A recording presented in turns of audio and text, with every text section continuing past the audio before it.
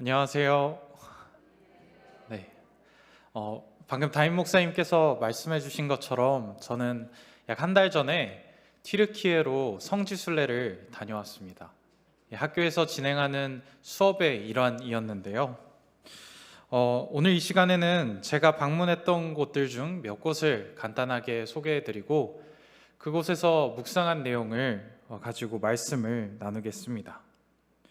먼저 첫 번째로 소개해 드릴 곳은 성소피아 성당입니다. 사진을 띄워주시겠어요? 네.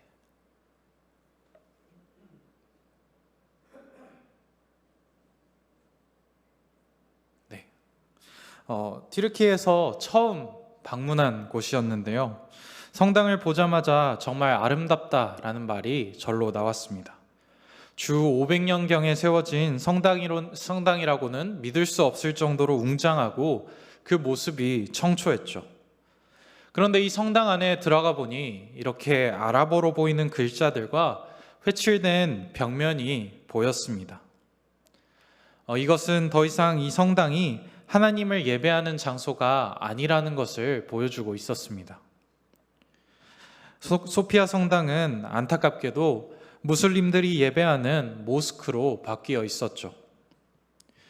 이것을 보며 성지순례의 시작부터 안타깝고 슬픈 마음이 들었습니다. 두 번째로 소개해드릴 곳은 하란입니다.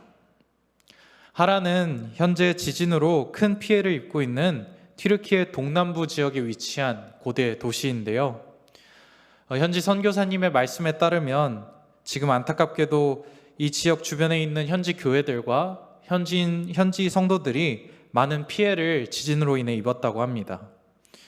어제 뉴스를 보니 사망자가 2만 5천 명에 육박할 것이라는 기사도 있었는데 우리가 지진 피해를 입은 튀르키예를 외면하지 않고 함께 슬퍼하며 이들을 위해 계속 기도할 수 있었으면 좋겠습니다.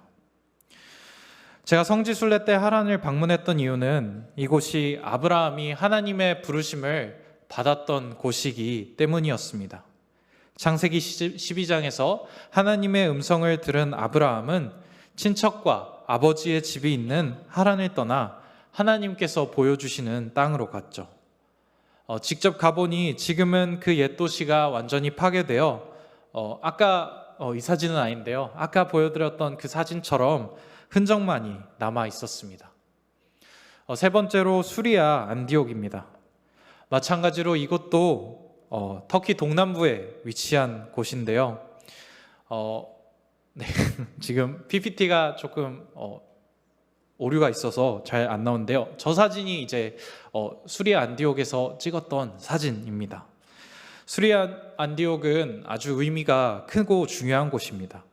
예루살렘 교회에서 일어난 박해를 피해 최초의 이방인 교회가 세워진 곳이 이곳 수리아 안디옥이었고 그리스도인이라는 이름이 최초로 생겨난 곳도 바로 이곳 수리아 안디옥이었습니다. 지금은 그곳에서 초대교회와 관련된 흔적들을 찾아볼 수 없었지만 사도행전에 나오는 그 수리아 안디옥에 왔다는 것만으로도 감사함을 느낄 수 있었던 시간이었습니다. 도시를 보고 내려오면서 양들과 그 양을 치는 목자들을 만나기도 했는데요. 정말 귀여웠고 요한복음의 양과 목자의 비유를 실제로 보는 듯한 감동을 받기도 했습니다. 네 번째로 소개해드릴 곳은 실루기아입니다. 이곳은 바울과 바나바가 1차 전도여행 때 구브로 섬으로 전도를 하러 가기 위해 배를 탔던 곳입니다.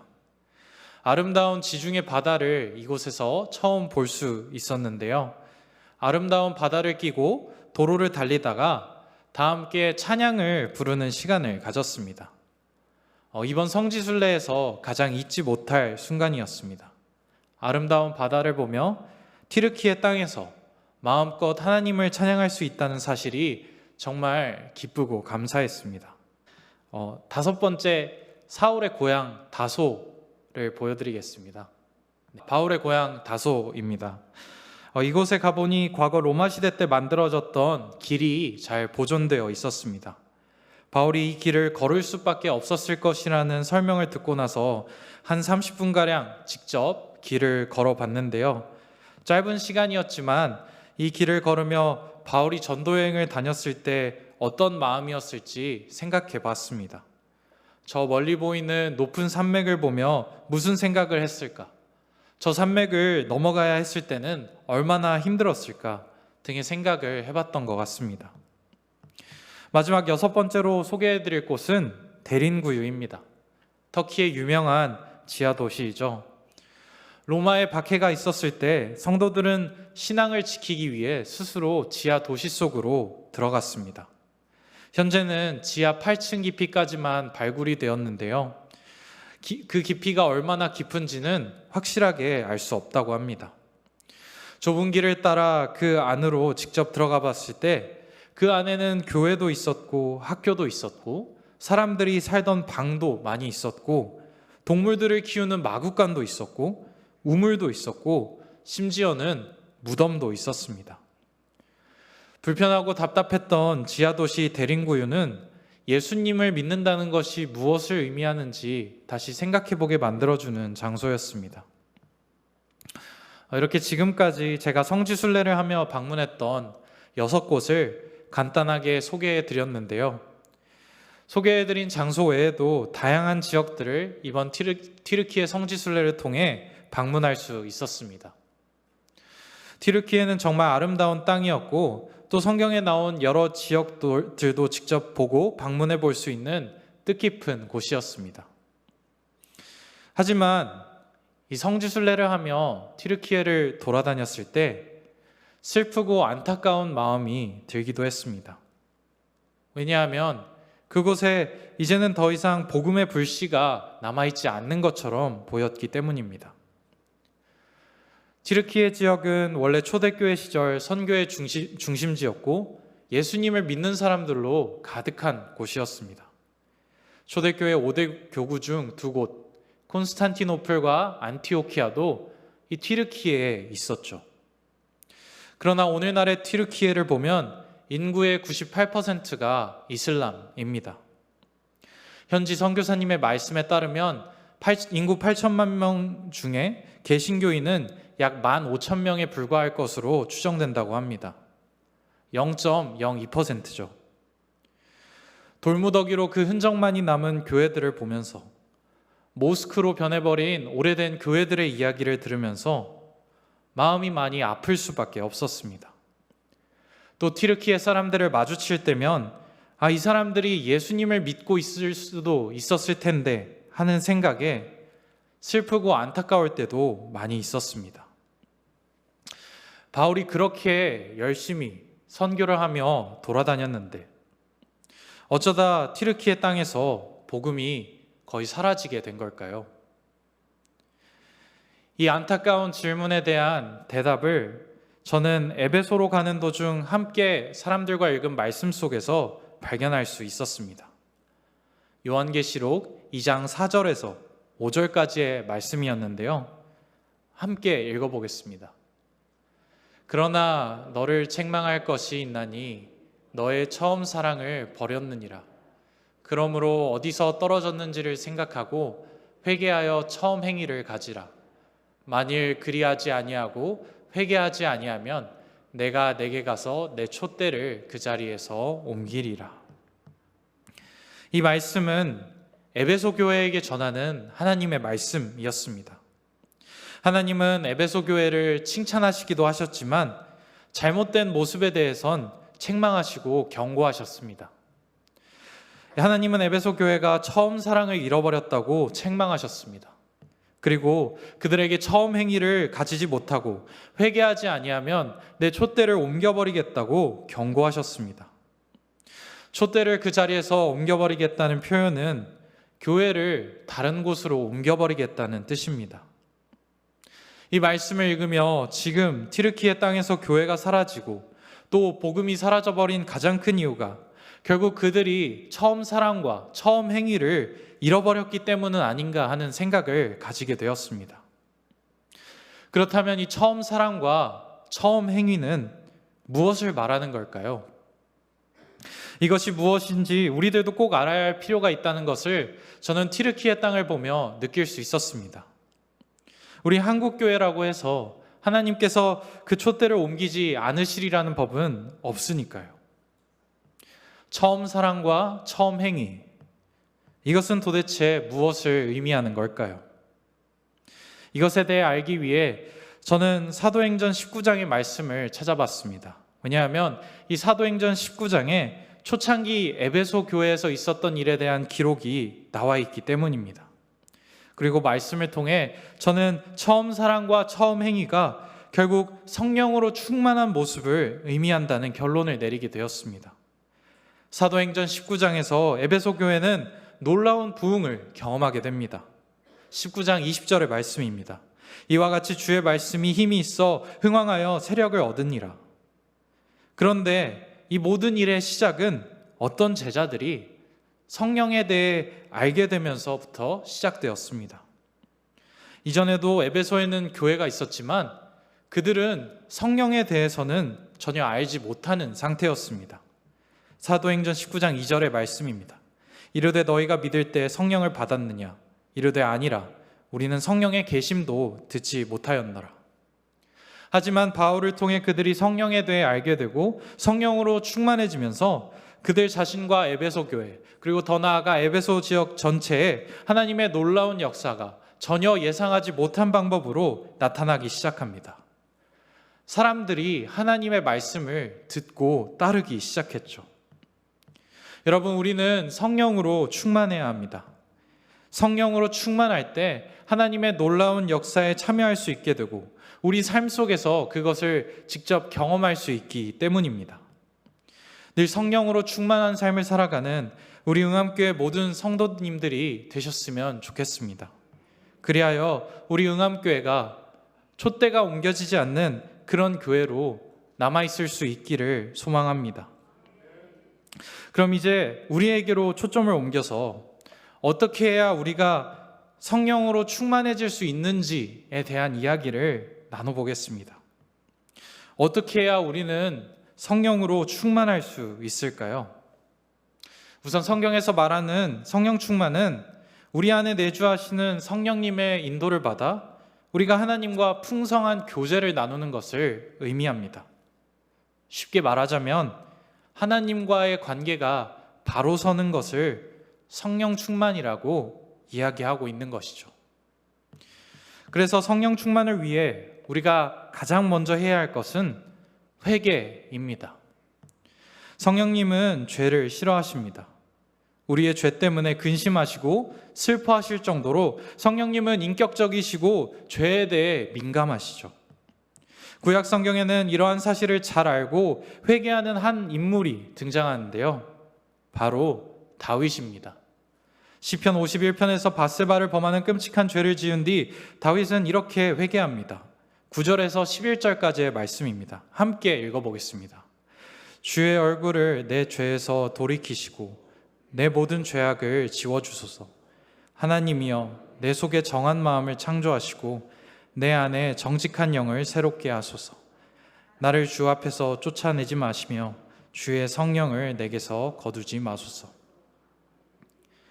다윗은 죄가 성령님과 자신을 멀어지게 만든다는 사실을 알고 회개했습니다. 여러분, 우리가 성령의 충만함 속에서 살아가기를 원한다면 가장 먼저 해야 할 것은 회개하는 것입니다. 성령을 근심케 하지 마시고 또 속이지 마시고 우리 안에 있는 죄부터 먼저 회개합시다. 그럼 성령님께서 친히 우리에게 성령 충만이 무엇인지 경험할 수 있게 해주실 것입니다. 두 번째로 성령 충만함을 위해 우리는 예배해야 합니다. 성령 충만함은 곧 하나님과의 관계가 바로 서는 것이라고 말씀드렸죠. 그런데 관계가 바로 세워지기 위해서는 만남이 있어야 합니다. 사람과 사람 사이의 관계에서 볼 수 있듯 만남이 없으면 그 관계는 유지되거나 바로 세워질 수 없죠. 하나님은 인격적이신 분이기 때문에 우리는 예배를 통해 하나님과 지속적으로 만남을 가지며 하나님과의 관계를 세워나가야 합니다. 여러분, 예배는 하나님을 만날 수 있는 가장 좋은 자리입니다. 뭐냐면 그 안에 기도도 있고 찬양도 있고 말씀도 있고 또 예수님의 이름으로 모인 많은 다른 이들이 함께 있기 때문입니다. 구약 성경을 보면 광야에서 성막이 완성되었을 때, 또 솔로몬이 성전을 완성하고 하나님께 예배를 드렸을 때 그곳에 여호와의 영광이 충만하고 가득했다는 기록이 있습니다. 여호와의 영광이 충만했다는 것은 하나님의 임재를 표현하는 것입니다. 예배의 자리에 하나님께서 찾아오셨다는 것이죠. 여러분, 우리가 성령 충만하기 위해서는 예배의 자리로 나아가서 거기서 하나님을 만나야 합니다. 예배를 통해 성령으로 충만해지는 은혜를 경험하는 우리 응암교회 모든 성도님들이 되셨으면 좋겠습니다. 마지막으로 성령 충만함을 위해 우리는 서로 사랑해야 합니다. 왜냐하면 하나님과의 바른 관계는 교회인 우리들 안에서의 바른 관계에서부터 세워지기 때문입니다. 오늘 본문 말씀 에베소서 4장 3절에서는 평안에 매는 줄로 성령이 하나 되게 하신 것을 힘써 지키라고 이야기하고 있습니다. 여기서 성령이 하나 되게 하신 것은 그리스도의 몸, 곧 교회를 의미합니다. 하나의 성령께서 하나의 교회로 세우신 모습을 힘을 다해 지키라고 이야기하고 있는 것이죠. 이것을 위한 구체적인 방법에 대해서도 오늘 말씀은 이야기를 해주고 있는데요. 그것은 바로 우리 안에서부터 나오는 사랑입니다. 에베소서 4장 2절의 말씀입니다. 모든 겸손과 온유로 하고 오래 참음으로 사랑 가운데서 서로 용납하고 15절의 말씀입니다. 오직 사랑 안에서 참된 것을 하여 범사에 그에게까지 자랄지라. 그는 머리니 곧 그리스도라. 여러분, 우리는 서로 사랑해야 합니다. 우리 안에서부터 서로 사랑하지 않으면 우리는 하나님과의 관계도 바로 세울 수 없습니다. 성령의 충만함을 절대 경험할 수 없다는 것이죠. 요한일서 4장 7절과 8절의 말씀에는 이러한 사실이 더욱 선명하게 이해하기 쉽게 나타납니다. 함께 읽어보겠습니다. 사랑하는 자들아, 우리가 서로 사랑하자. 사랑은 하나님께 속한 것이니 사랑하는 자마다 하나님으로부터 나서 하나님을 알고 사랑하지 아니하는 자는 하나님을 알지 못하나니 이는 하나님은 사랑이심이라. 16절의 말씀도 함께 읽어보겠습니다. 하나님이 우리를 사랑하시는 사랑을 우리가 알고 믿었노니 하나님은 사랑이시라. 사랑 안에 거하는 자는 하나님 안에 거하고 하나님도 그의 안에 거하시느니라. 요한 1서의 말씀은 에베소에서 사도 요한이 기록한 말씀입니다. 에베소서의 말씀에서 사도 바울이 에베소 교회에게 서로 사랑하라고 이야기한 것과 사도 요한이 에베소에서 서로 사랑하라고 편지를 쓴 것에는 성령님이 주신 에베소를 향한 같은 감동이 있었기 때문이었을 것입니다. 그리고 그 감동은 이제 오늘날의 모든 교회들을 향하고 있습니다. 여러분, 서로 사랑합시다. 서로 사랑하며 우리 안에서부터 하나님과의 관계를 바로 세워나갑시다. 그때 우리는 성령 충만해질 것입니다. 물론 사랑하는 것이 쉬운 일이 아니죠. 하라고 명령한다고 해서 할 수 있는 일이 아닙니다.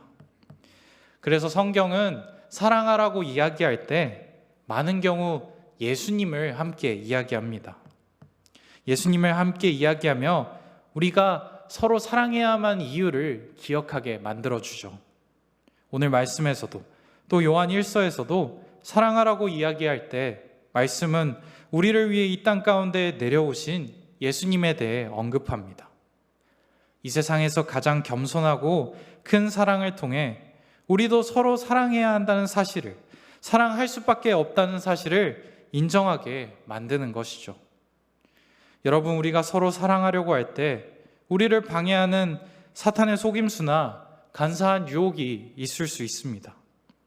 악독과 노함과 분냄과 비방과 분노 같은 성령님으로부터 나오는 것이 아닌 사탄으로부터 나오는 악한 감정들이 우리도 모르게 스며들 수 있습니다. 그럴 때 예수님을 기억합시다. 그리고 서로를 향한 사랑을 회복해 나갑시다. 요한복음 13장 34절의 말씀을 함께 읽어보겠습니다. 새 계명을 너희에게 주노니 서로 사랑하라. 내가 너희를 사랑한 것 같이 너희도 서로 사랑하라. 예수님의 말씀대로 서로 사랑하는 우리 응암교회가 되기를 간절히 소망합니다. 우리가 서로 사랑한다면 예수님께서 이 땅 가운데 다시 오실 때까지 촛대가 옮겨지지 않고 예배의 자리를 늘 성령 충만하게 지켜내는 우리 교회가 될 수 있을 것입니다. 이제 함께 기도하며 설교를 마치겠습니다.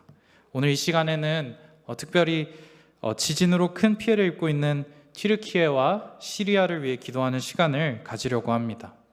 끔찍한 지진으로 인해 가족과 집을 잃은 사람들을 기억하며 우리가 기도했으면 좋겠습니다. 또 그곳에서 더 이상 큰 피해가 발생하지 않도록 한 명이라도 더 무사히 구조될 수 있도록 우리가 함께 기도했으면 좋겠고요. 마지막으로 현지에 계신 선교사님들과 현지 교회들을 위해서도 우리가 한 마음으로 기도하겠습니다. 함께 기도하겠습니다.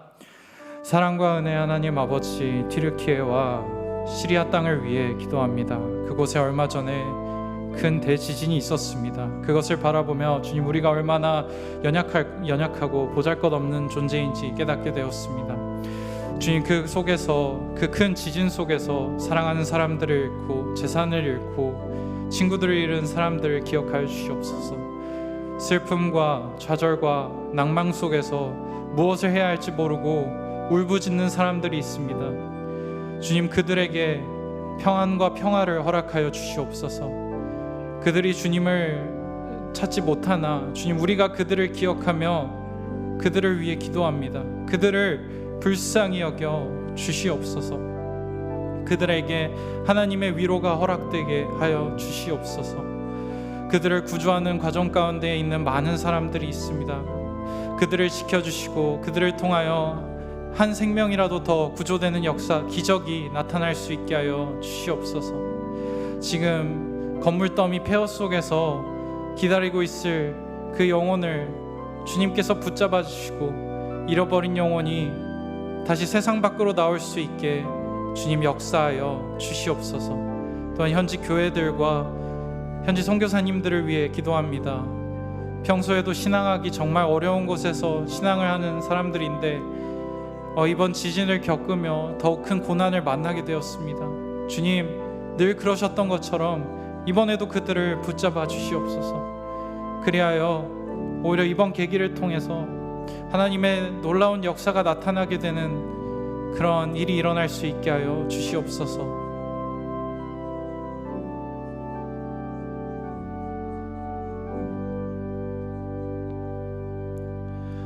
하나님 아버지, 지금 튀르키예와 시리아에 큰 지진으로 인해 고통을 받고 있는 사람들이 많이 있습니다. 가족을 잃어서, 사랑하는 사람을 잃어서, 집과 재산을 잃어서 표현할 수 없는 괴로움과 슬픔 속에 잠겨 있는 사람들이 많이 있습니다. 주님, 고통 속에 있는 그들을 위로하여 주시고 한 사람이라도 더 구출되는 기적이 그곳에서 일어나게 하여 주시옵소서. 또한 특별히 현지에 계신 선교사님들과 현지인 교회들을 위해 기도합니다. 열악한 환경 속에서 믿음을 지켜왔던 그들이 이번 재해에도 흔들리지 않고 믿음을 잘 지키며 견뎌낼 수 있도록 주님께서 함께하여 주시옵소서. 예수님의 이름으로 기도드립니다.